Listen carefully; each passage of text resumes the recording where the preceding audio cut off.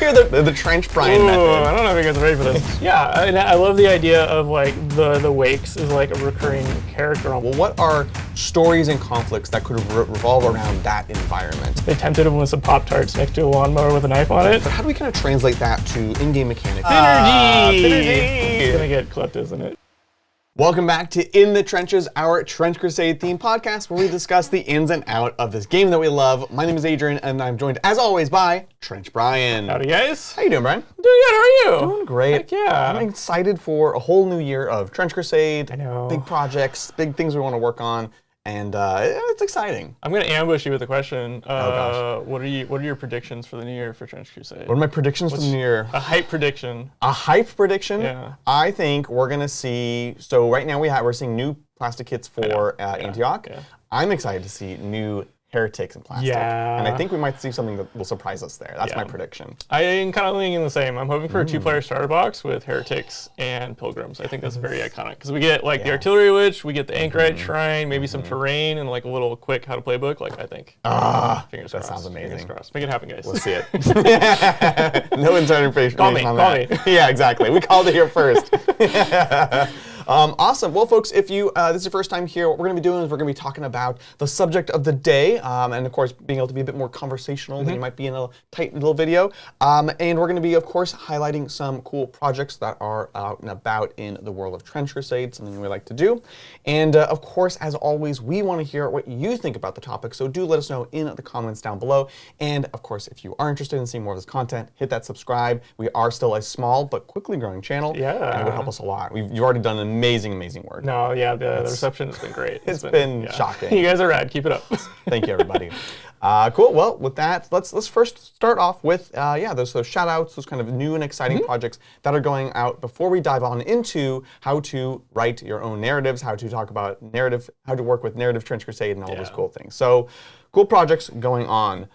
The first one of these is, honestly, we almost could have talked about this person in one of the first episodes because they've been a bit of inspiration for me and many people in the kit bashing community. This is, of course, Carlos Bilis, who is a really cool creator on both YouTube but also Instagram. I actually found him on Instagram. And Carlos does a lot of really cool grim, dark kit bashing and painting. Yeah.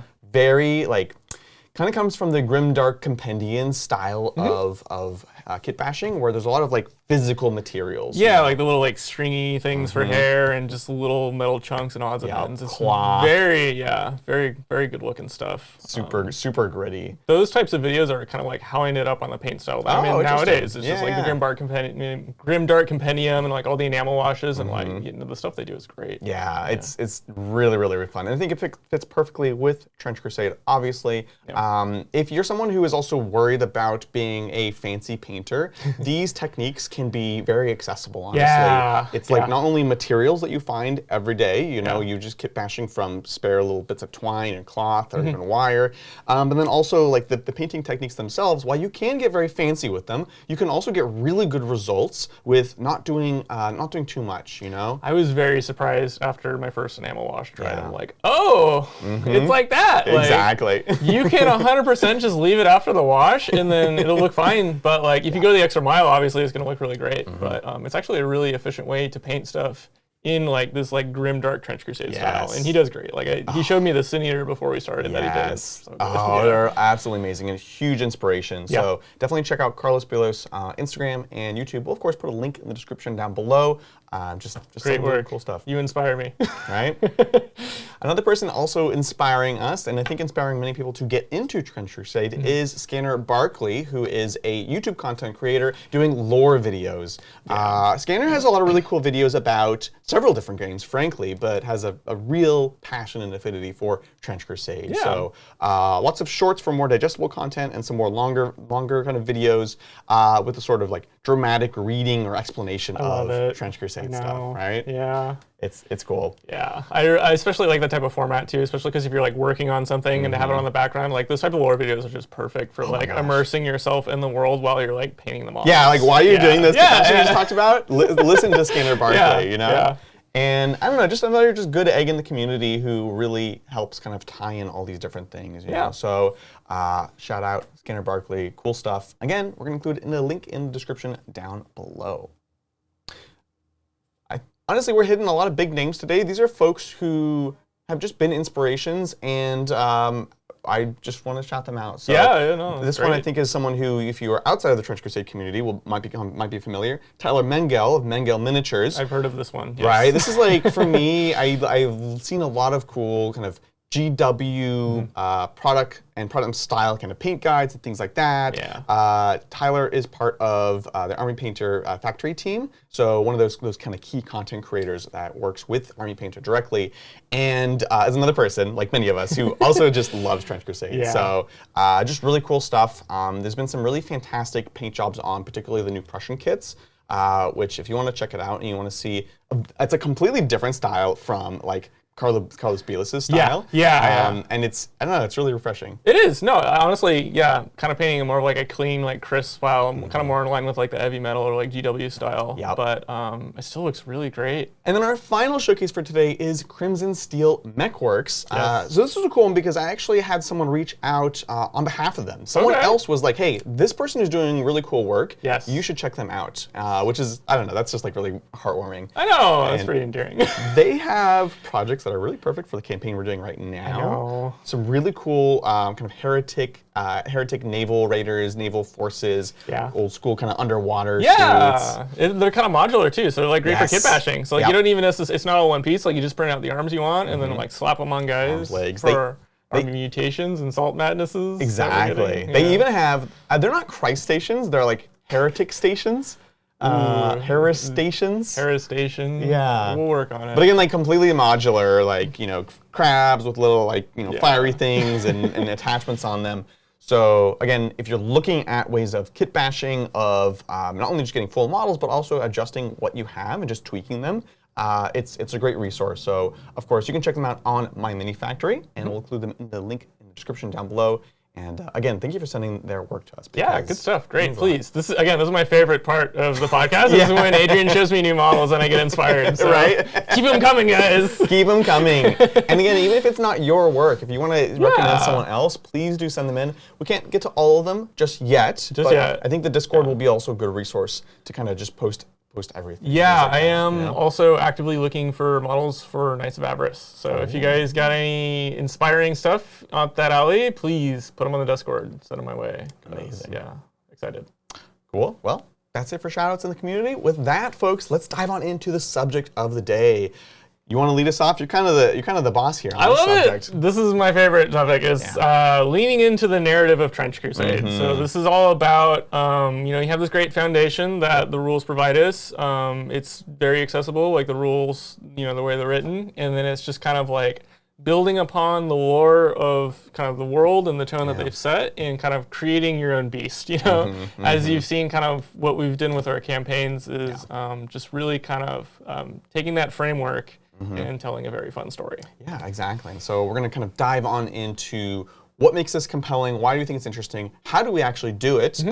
You're someone who has run community campaigns, and then obviously we've run one full YouTube campaign. We're doing another one right now, which is just a kind of a shorter, more concise campaign. And so we're going to be diving into all of that, giving some thoughts. Of course, if you yourself are someone who's run a campaign, let us know in the comments down below. Maybe there's some tips and tricks you can also help with the community as well. Heck yeah. So first, let's start off by talking about just generally why. Well, I'll say this. So obviously my background is first and foremost Warhammer 40K, right?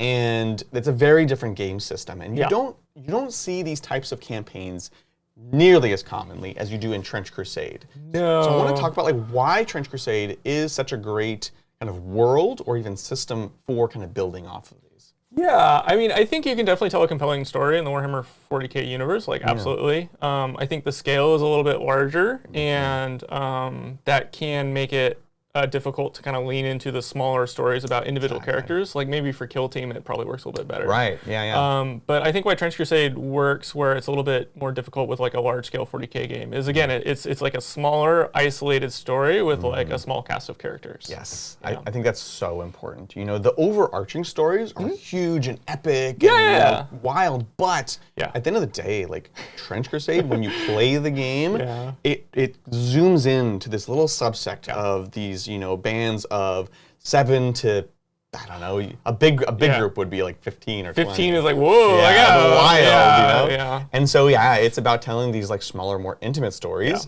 in the backdrop of this really epic kind of large-scale things. Yeah, and they honestly, it's like, I don't want to say too depressing, but it's kind of like the futility of like just the scale of the struggle. It's like these guys aren't like, we're saving planets or anything. Right. It's like, no, like I'm trying to like eat till the end of the week, or like, man, I only got like 3 bullets left. Like, I'm gonna have to get real good at bluffing or make my shots count. You know, it's I don't know, it's just really endearing in a horrific way. It's like, you know, I don't want to put everyday problems necessarily, but it is like, you know, minor problems. It's not minor problems either, right? These are it's very like, serious problems for these guys. I don't have enough food to eat. I don't have enough bullets. I don't have this, that, the other thing. And they're like very human struggles. Yeah. And so it's not these like super high lofty things that nobody can relate to. It's just like, that sucks. And we're telling these very relatable stories about suffering, difficulty, triumph every once in a while. Of course. Which makes it even more compelling because the situations are so dire. When you do succeed at things in Trench Crusade, it's like, man, it feels really good too. But absolutely. And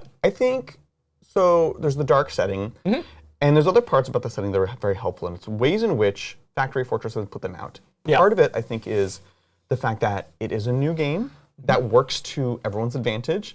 But I hope they continue to that. And I'll kind of explain that. What I mean is like, there are things that they've described in exquisite detail, extreme detail. They even have artwork of them so you can see how it is. They do short stories that kind of describe things.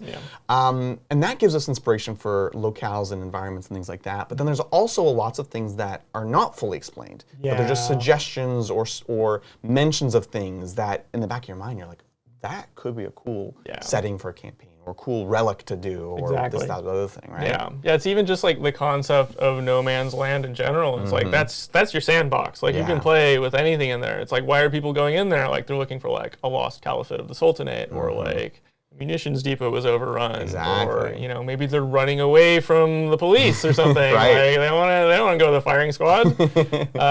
So it's just. You know, they do a good job of setting a foundation and a compelling story, but also giving us enough room as players and writers to kind of like create our own adventures. And I think that's so important. And I hope that remains the same as we go through. And in a little bit more literal way, there's also this thing where big companies will kind of feel like everything has to be a product, and if you don't have a product for it, you won't mention it, there won't be art, there won't be writing about it. Oh, interesting. That's like, you know, very common in kind of the larger you get, but right now we're at such a scale where there's lots of things that you're like, there's no model for that yet. There's obviously no terrain for that. There's not, I don't know, I'm curious to see if there's like a Trench Crusade terrain product in the future, but right now, that stuff doesn't exist. And so, those are all opportunities for hobbyists, for campaign writers and things like that to kind of dive on in. Especially when it ties into like real world, like World War I era stuff. It's like you already have a lot of inspiration to draw from. That's a great thing we should actually probably mention, right? Like the setting feels so fantastic and so ridiculous that it's easy to be like, this is like a wild fantasy, almost like pseudo sci-fi setting. But like at its core, and when you listen to or talk to Tomas in particular. I'll be honest, the whole crew over there, they're big history buffs. And every little detail is like drawn from history. Like if you go see them at their booths, you know, Tomas will tell you about the helmets at the booth, and he'll open it up and he'll look at the inside and he'll tell you like, this helmet is like from this design from this century, and this is like peak helmet design for this, that, and the other reason. So it's all grounded in like history and real things, you know? And that even goes down to like the story of like these absurd things happening, these like horrific kind of religious wars. That absurdity is also taken from history and kind of the darker side of history and retaining that. I definitely think it's not meant to be taken too seriously. It's a little tongue-in-cheek at times, a little over the top. It's easy to miss it sometimes. People are like, no, it's so serious, it's gotta be dark. And it's like, no, if you actually look at the way that even they present it, you're like, no, there's a little humor everywhere. Maybe it's just us, maybe we're weirdos, but we like to have fun here. So just a great kind of backdrop for, I almost don't even want to say narrative campaigns because that suggests there's another type of campaign, but storytelling in campaigns is what I want to say, right? And that's not to say like if you're having fun just playing one-offs or like kind of leaning competitive, like, you know, obviously if that's what you're having fun with, do that for sure. But this is just kind of more about kind of like leaning into, I think, the strengths of telling a good story. And we'll kind of touch on the mechanics of why the system is also good for that when we kind of talk about like creating scenarios. But this is just kind of like the general broad view of why this is a good foundation. So now that we know and kind of talked about the philosophy of why Trench Crusade is a great setting for this, let's talk about how one would actually go about doing this at first the Warband level, right? Yeah. I think most people out there are going to be people playing in campaigns rather than people writing campaigns. Yeah. So let's start with kind of that perspective. That's a good call, yeah. So I think in general, like hopefully if you're playing a campaign, you have a general like over arc or theme, but even if you don't, you can kind of just make sort of like a generic theme or a reason for why your warband is doing the things they're doing. So we kind of touched on it earlier, but like, why are they delving into no man's lands? Like, were they given orders? Maybe there was like some like political maneuvering at court, and like someone wanted to make these guys disappear. So they sent them out on a suicide mission, just like never come back. Are they looking for a relic? Something like that. Yeah, it's again kind of coming back to that concept that we mentioned where there's the overarching story, but what makes it so compelling is also like the personal part of it. Do that within your campaign. Why are your Warbands folks there? Yeah. You know, what is the struggle? What is the thing that they're kind of interested in? Think of it the same way you would almost approach like D&D when you're making a character. Yeah. You think about what are their motivations, even if they don't. I sure do. You definitely do, and I think it shows, you know. And it comes up in little things. Yeah. You're oh my gosh, you're so good about it. I'm gonna jump to this point because it's kind of a perfect segue of like quirks and flaws are so good. You're gonna get a lot of flaws as you go through, as injuries happen. Naturally, yes. And you roll badly on certain characters. Yeah. But from the start, you know, being like, oh, this is the scoundrel character, or you know, this is just the musician with the accordion. The accordion, you know? or he's like superstitious about the number 3 or something like that. You know? Like, I love that. You can. It's more fun, I think, to build flawed characters than guys that are like, I am ultimate Warhammer man. Yeah, exactly. It's just like.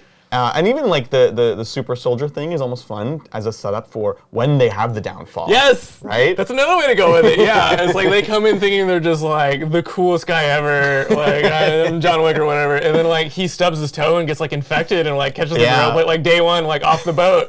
Right, exactly. And this like grizzled guy with an eye patch and wooden teeth is like, oh, first day, huh? Yeah.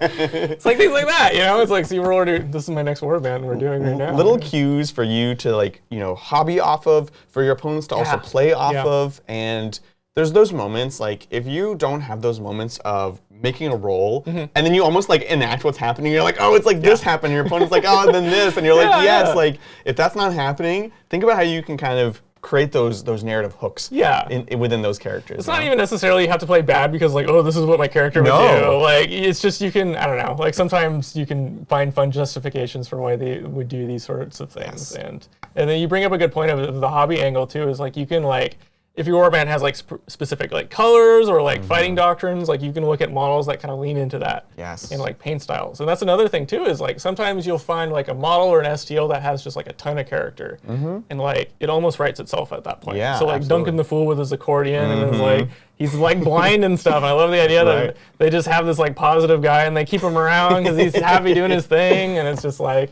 a lot of that came from the model itself. So when you see those little quirks and details, like lean into them, Exactly. Yeah, find that inspiration wherever you can, you know, and I think that comes, once again, back to thinking about history, thinking about mythology, think about your favorite movies and books and things like that, and don't be afraid to pull from that and twist it a little bit. You know, I think you gotta be careful with tropes so that it's not like, you know, okay, so it's this character, but use them as inspiration. And I think there's fun times to kind of have that moment of recognition, right? So like, for example, we had episode 4 Dirty Deeds come out, and you talked a lot about like film references behind that, and then that shows up in the game, and it made it really fun to participate in. Yeah, watching a lot of like films like Snatch and Lock, Stock, and Smoking Barrel, and like I'd been like rewatching The Sopranos, and I was like, okay, so we're doing crime time on the next episode, which you'll probably see, but yeah. And it's fun to like do these transpositions of like, let's do like the heist or like the crime theme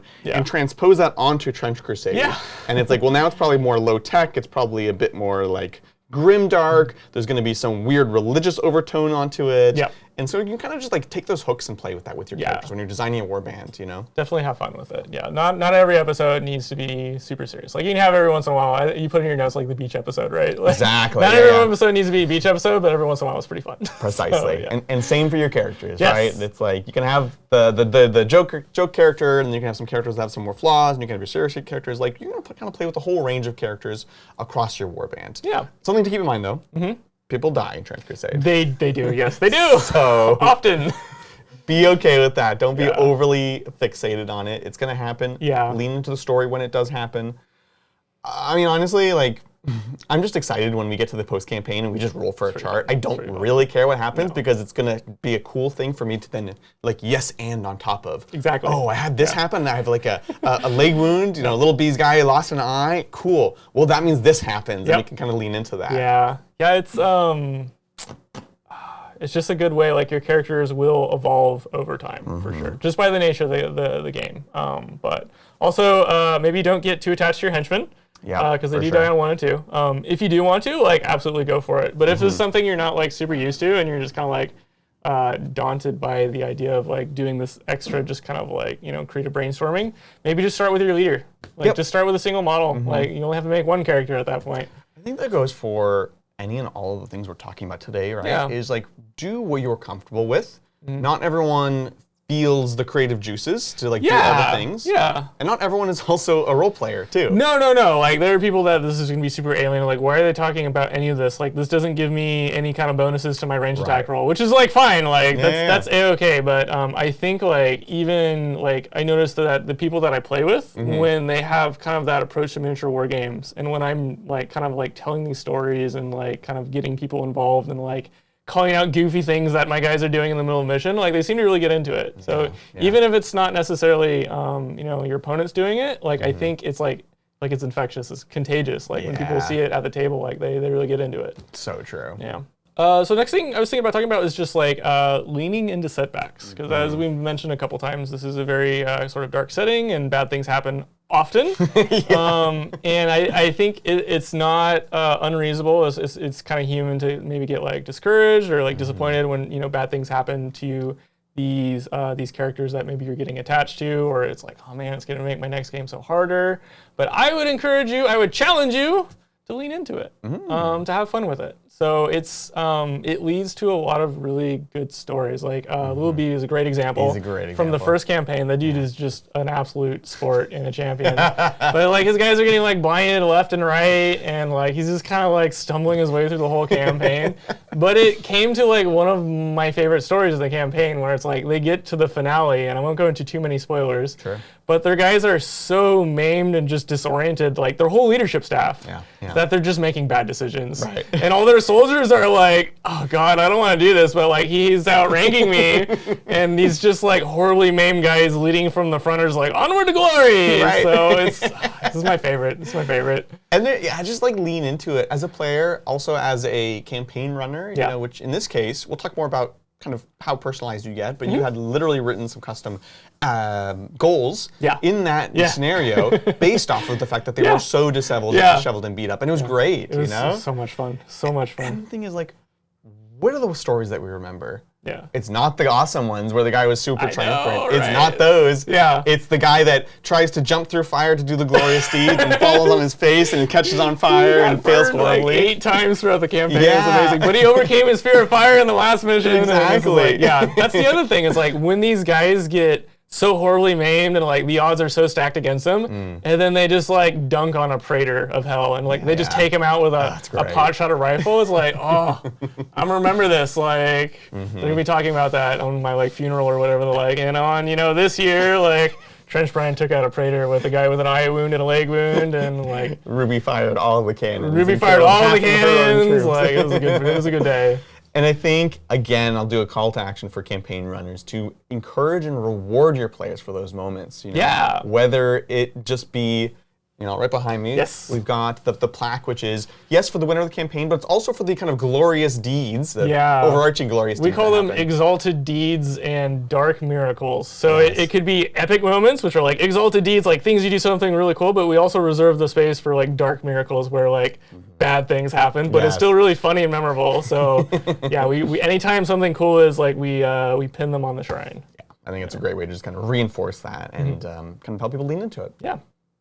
So next up, let's talk about how we go about actually creating these custom scenarios for campaigns. It's pretty chaotic, actually. It's super chaotic. But it's a lot of fun. There's a lot of ways to approach it, but let's talk about like how you personally approach it. Oh geez. Okay. Let's hear the Trench Bryan method. I don't know if you guys are ready for this, but no, it's pretty simple. I mean, obviously we have the larger arc of the campaign, and it's I think about you think about the mission itself and how it advances the greater arc. Like what are we moving toward? Ideally, we have like an end goal or like some kind of big mystery or finish line that we're moving towards. How does this mission advance it? So for example, the first mission in the Heretic Coast, like our guys are shipwrecked. They realize that they're working towards performing this ritual, but they're going to need food to survive because their whole supply ration just got crashed up on the shore. So they're scavenging for food, and like the enemy's also fighting for the same food because they want the same goal. Exactly. So it's kind of like that. Yeah, and again, it comes back to kind of like grounding it within this moment. What is it within this mission that's going to kind of contribute and move things forward in the overarching story? And that's important, especially the longer campaign gets, the more important it is because it's like, well, why are we doing this? Why are these not just one-off battles? Yeah. Yeah, one-off battles are fine for sure, but I think if you're trying to tell kind of like an overarching story, it's like having movement, having a direction, it's going to really just pay dividends as far as your enjoyment of the experience. Exactly. Yeah. So it can seem very daunting, right? Because there's a lot of ways of kind of telling a story, but how do we kind of translate that to in-game mechanics, and how do we kind of build the fundamentals? Yeah, it's actually, I would say, very easy for Trench Crusade because you have this core building block called the action success roll, where you're looking for 7 on 2 dice. It's just like, boom. This is your mechanic to determine success or failure. So you already have a way, and you can pull levers to make it harder by like adding like negative dice to the roll or putting them in hard places to get. You can go the other way, where like you give people bonuses to do it if it's something that you want happening frequently. Maybe start with a +1 dice to the pool when you're rolling it. Exactly. And then objectives don't necessarily need to be like static buttons either. So like they can be things that are like moving around, like cry stations. Or, is it a prisoner you're escorting? Is it a prisoner you're escorting? Exactly. But either way, like you have a solid foundation of how you interact with the scenario, how you interact with the objectives, and that is the action success roll. Absolutely. And I think kind of leaning to that is important because it introduces a little bit of uncertainty. Something that an easy mistake to make when you're writing your first custom scenarios is you're like, okay, make it super balanced, and it's gonna be this, and this. Yeah. And then you realize like, oh, you're basically gonna tie on points unless someone can kind of kill the other person out. Yeah. And so it's easy to suddenly fall into like, well, this is just like a kill scenario. Yeah. Right? So the action success roll throws a little bit of shakiness into that. And then also you mentioned things like moving objectives, placement of objectives to kind of create that conflict where it's like, you guys are gonna have to fight over at least these parts of it. That's a good point. Like always try to have a couple objectives or something you're fighting for in a place that both players can readily get. Try not to put stuff in deployment zones or write your scenarios in a way that when setting up the scenario, people can like put them on the deployment line. Like you want people to be moving forward and engaging with each other. Yeah, push them towards each other, push them into conflict. Yeah, and then like the scenario and the terrain and the objectives, like try to think of them as like the third player on the table. So they're probably gonna have their own kind of method of working and interacting with the warbands, but yeah, it's just a good way to think of it. Yeah, absolutely. Think about the kind of the flow of the game, how it's going to end up, how are you going to kind of push those moments of tiebreakers in some cases, right? So glorious deeds are a whole thing to kind of discuss because they now grant victory points. Yes. And that's a really fun way to distinguish different missions, right? Yeah, you can really lean into the theme of a narrative just by the glorious deeds. Like it's a great example to highlight, what is important in the mission. So it's like for beans or whatever, for supply counters or something. It's it's like getting the most or getting to a certain point. Or it's like for prisoners, like we did it was like the road warrior thing. So you're killing guys on the road because you're the road warrior. Exactly. Like lean into the fun of it. They do have a bunch of pre-generated, just kind of like generic glorious deeds, but I encourage you to tinker with them. Absolutely. I think we have a tendency to make ours a little harder than normal. I like it. I think it's a result of the fact that we really try to tie them into the narrative in particular, Yeah. right? Where it's like, okay, it's going to be because of, I'm trying to think of non-spoiler examples, but you're trying to do this thing that ties specifically to the story. So like highlight that, again, that cool moment. Doubly so now that they give points. In previous campaigns, it was always because it was just a cool thing to do and you get some glory, but now it matters even more. And really kind of tie that together with everything that you're doing there. Yeah, you can also use glorious deeds to encourage people to take actions that they might not necessarily have in the past. Yes, yes. Yeah, so things that are kind of like risky or dangerous, but are like really cool and like you know, tied into the scenario. Yep. You can like incentivize them, like dangle that glorious deed in front of them, and like, oh, I want it. Like, sure, I'll do a backflip off a skyscraper. Yeah. Like, maybe I get injured, but you know what? I got a point and I got a story. So 100%. And I think we talked about this because you wrote last campaign, and then I've been writing a bunch of this campaign, and it's been interesting kind of talking about how we come to like the rules and mechanics. And there's often a couple ways that we can approach it. One is either you have a story or a glorious deed that you're trying to implement, and you think about what are the mechanics that can encourage that. And there's some cases where you're like, this is a cool mechanic. What is the story that will go well with that? Yeah, right? that's true. Or what is the glorious deed name that would go with that to sort of encourage them? And depending on your personality, one method might suit you a little bit better. It's kind of coming back to the like take as much or as little about this as you want and find what works for you. Yeah, I can definitely see that going both ways. You can have like a mechanic you really like, or you can have a story you really like, and then like you can reverse engineer it either way. Naming matters a lot. It does a lot to help encourage the players. You know, whether if it's just holding an objective, fine, but why are they holding it? What is it? What are the stakes? Why is it unique? And it might mechanically be similar to something else that you played before, but narratively, it has a very different feel. So much better. And that means a lot.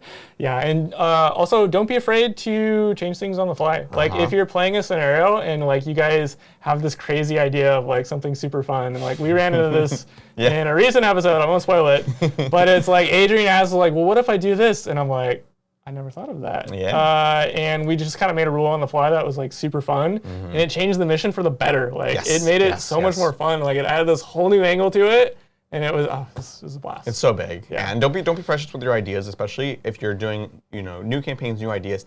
Try them out, see what players think, adapt to them. This is again specifically speaking to the campaign writers who are maybe looking to reuse them, which is something I kind of want to mention. Where it's like, what is your audience? Are you trying to make it for a specific group of players, or are you trying to make it for a group of to make it reusable? Yeah. So I think I'm always a fan of making things customizable.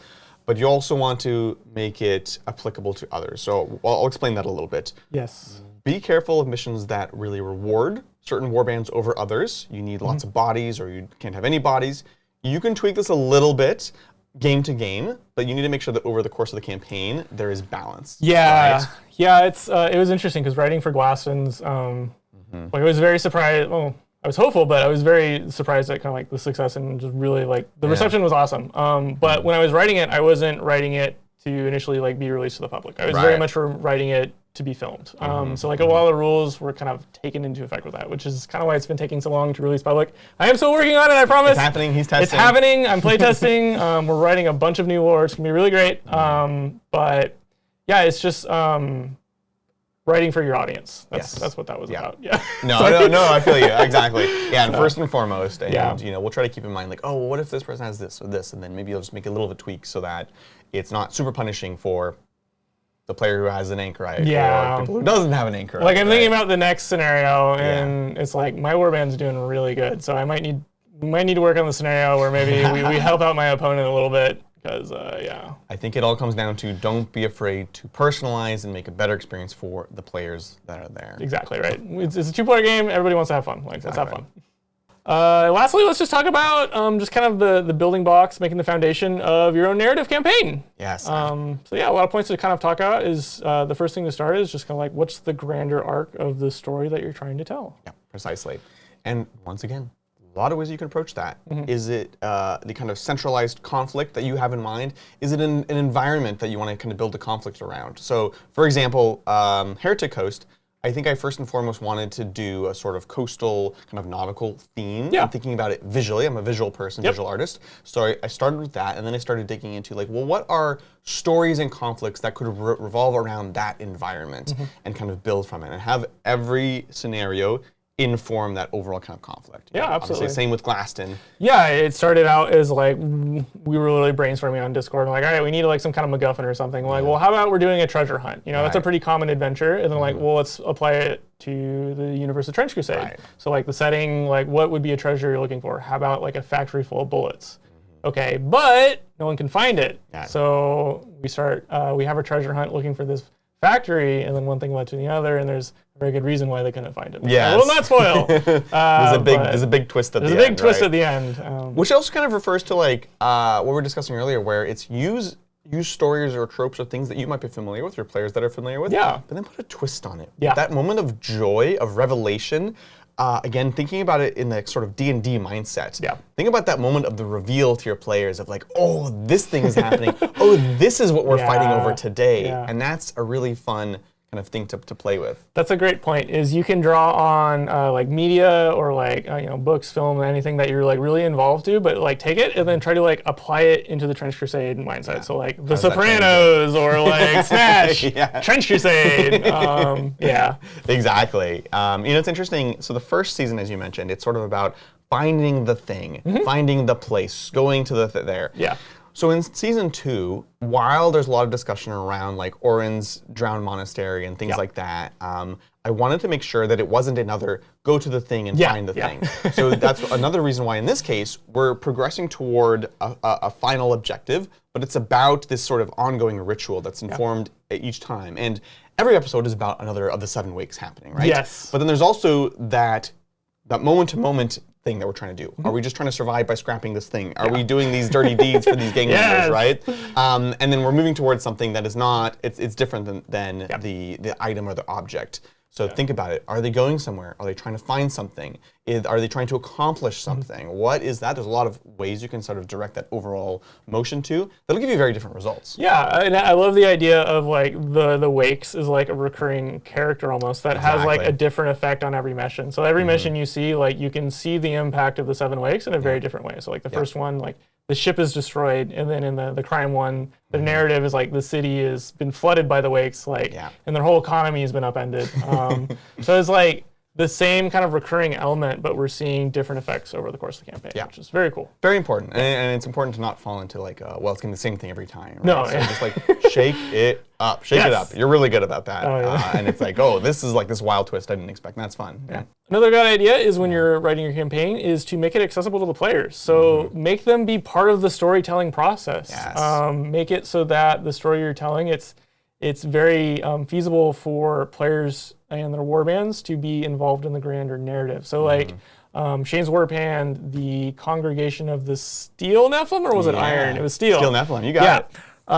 So like writing the intro for Glasson's itself, like we took his warband and we wrote him into the story itself. So like that was the pilgrimage that held Glasson's initially, and his story became all about like reuniting with like his failed charge essentially. Yeah, have those conversations with your players. Again, think about what if you're a dungeon master for DM, a DM for D&D. Blah, blah. It works. It works. How would you kind of integrate them? Have those conversations with the players beforehand. Kind of give them that information. And we're kind of constantly having those discussions around like, oh, would be cool this or that, or I have an idea. When your players has an idea and you want to kind of implement that or work that in. I think that's a good way of doing it. And if you want to reuse it later on, if you want to do the campaign with different players, you can tweak that a little bit or make it more general. It's fine. But like again, build it around the players that you have now and give them opportunities to go home and build these cool models and tell the story and think of these things. Honestly, it's only to your benefit. Like it really goes both ways, because like when you give them the opportunity to like write their story and run, and then they come back to you, it's like you have more material to work with. Like a lot of the things that we were writing is based on kind of the stories that were being told by the players and then the decision that they were making. And it circles back to the person writing the campaign, and it helps you like design scenarios because you know the motivations of like the people and stuff. So it's just good. Symbiosis. Synergy. It's gonna get clipped, isn't it? That's going in the intro for sure. I did want to mention one last thing about terrain and things like that. Yeah. We put obviously a lot of time and effort into each and every episode. We do. It's a lot of work. It's a lot of fun, though. I'm not complaining. I do enjoy it. It's like, I highly recommend it. Yeah. I also think if you have limited time or resources, you can also think about what makes each episode unique and kind of contribute to the overall story. So, for example, and is there a set of terrain that you can build early on in your campaign that it's going to get a lot of life throughout the rest of it, right? Yeah. So, one thing we try to do is the repertoire for each environment sort of builds as we go through the campaign, and this has been true for both of the seasons, where it's like, okay, well now we have in season 2, for example, we have these like shipwreck parts, which we can use components from that later on. We have the chapel afloat with the docks, which then get reused later on as the docks of like Shandar and things like that. And so you can kind of like build up your collection over time to tell the story in this environment. You don't have to do it all at once. If you want to, you could just have everything and have those building blocks. Gnarly, but It's a lot. Yeah. But like think about like what are the evocative things that make your campaign different from maybe a normal game of Trench Crusade that someone's used to be playing? Is this a coastal thing? Are they looking for this? Again, try not to spoil season 1, but like things related to this monastery of bullets, or is it in a snowy environment? It's all about like ice things or a desert, and like think about what's iconic about your overarching campaign, and just do the most you can with as little as possible. Yeah, and then again, you're probably not gonna have it all done at once. Think of it as it's just like your paint collection or your tools. Like you pick it up a little bit at a time, and years later you have this awesome collection. Like I'm really excited to see like what we do with all the terrain that we built so far, and when we start like mashing it together to tell different stories. Oh my gosh, absolutely, absolutely. Yeah, so. Escalation has always been a great method in miniature wargaming, where it sort of cuts up the enormous process of doing all the hobbying, building, painting, playing, whatever, and makes it more attainable. So you can achieve that even within your own campaign writing and your own mission playing. We certainly do that. And by the end, you'll look back and you say, we have all these stories and all these models and all these characters and terrain and NPCs, so good. and then you're ready for the next one and the next one. We've got we had the little bees, Antioch soldiers that were perfect to sort of represent the sort of Antioch presence or gang presence in Shandar. Yeah, it was good. It was good. It only gets better the more you do. It does. So I guess kind of wrapping things up, we want to hear about your very cool Trench Crusade stories. I want to hear about your characters that were left for dead or had no chance, but they overcome things, or like there was no way they could fail and they slipped on a banana peel, or their shoelaces were tied wrong or something. Like, I want to hear about it. Yes. Tell us in the comments down below. Again, shortly, maybe even by the time we release this, famous last words. Yeah. There'll be a Discord as well to kind of share these things, but let us know. These are the tales we want to hear of. We've talked about a few of them today here. Do you have any other ones we haven't mentioned that would be interesting? I have my favorite story from my Trench Crusade. Oh, let's hear This is about Omar, the praetor of passive aggressiveness, who usurped my warband to become the leader of my Court of the Seven. So how it started was basically my warband had captured an enemy elite from the Iron Sultanate. And now this guy had like a broken leg, he was missing an eye, all kinds of injuries. Amazing. And I captured him and I'm like, all right, let's negotiate. Like, tell me how much are you gonna need me to get this guy back? He's like, no, I don't want him. I'm like, what? No, you have to. So like, I ran with that, and I'm like, maybe like this warband of like devils is like getting more and more desperate to get this guy out of the camp. They're like, please, okay, 10 gold, 10 ducats, like 10 ducats, and no response. I'm like, okay, tell you what, just pick him up, no charge. Yeah. No response. Like, we will pay you. This guy is so negative. He just complains. So yeah, that's kind of what and we'll have a slideshow, because I wrote these I basically wrote correspondence from the perspective of my praetor. Oh my god. Like talking to the enemy warband, like, hey, like come pick this guy up, please.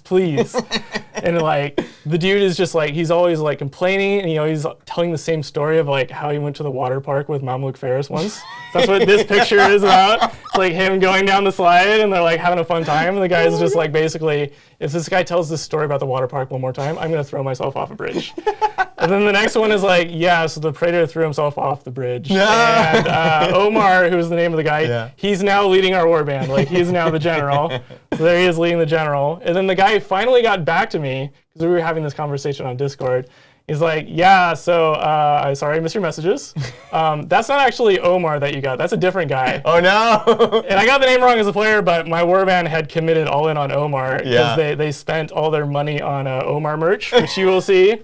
And the deposit was non-refundable. So, you know what? Live, laugh, Omar. And then the worst thing happened. So I tried to promote my the guy, Omar, to be the leader of my warband, but you can only have 6 elites in a warband. No. And my praetor was still alive. He was shell-shocked. He was still technically on my warband roster. So like the narrative was like he threw himself on the bridge, but he survived because he had tough. And he fell by a river. And like he was welcomed into this little community of frogs, like amphibians. And he became the praetor of them, but then the frogs heard about Omar, and Omar's a lot cooler. So they kicked him out again, and he threw himself off an even smaller frog-sized bridge. And he got traumatized by that. And then it comes back to my warband just trying to get my praetor killed so we can free up the elite slot. So we can crown Omar as the king of my warband. So they're like trying to trick him into doing these dangerous things. Like in this picture, they tempted him with some Pop-Tarts next to a lawnmower with a knife on it. But at the end of the day, it's like I got this like really cool like late exploration phase. It's called like the fruit from the knowledge of like good and evil, which is like the apple of Eden. But like if you consume it, you get like any skill that you want, but you also gain the demonic keyword. So this like prisoner that I captured that I could not convince the enemy warband to take back, who like took over my warband. Like I finished the campaign with him like eating the apple, becoming a demon, becoming a praetor of passive aggressiveness, and leading this warband from hell. Because this guy didn't want to buy like his maimed, injured guy back, and it's my favorite story. So, like I said, like lean into the fun, goofy parts. Just like have fun with your opponents, and I love Trench Crusade. Oh, it's so good. It's so fun. Yeah. Lean into it, yes, and everything. And just make it happen, you know? So again, let us know your own Trench Crusade tales, your triumphs, your epic failures. We want to know about them, honestly. And of course, as we mentioned, let us know your experiences in writing or playing campaigns. Always curious to kind of have a discussion around that. I think it's a big, deep topic. I'm sure we're going to come back to it. There's certainly ways we can even dive deeper into it, but hopefully this has been helpful as kind of an overarching sense of how we approach it, how we think of it, why we're inspired from it, and you know, looking forward to seeing your own creations. A fun episode we can do is like an exercise is like, let's build a scenario from scratch. Or like, let's build a warband from scratch. Maybe we'll do that sometime. Let us know if that's what you want to see.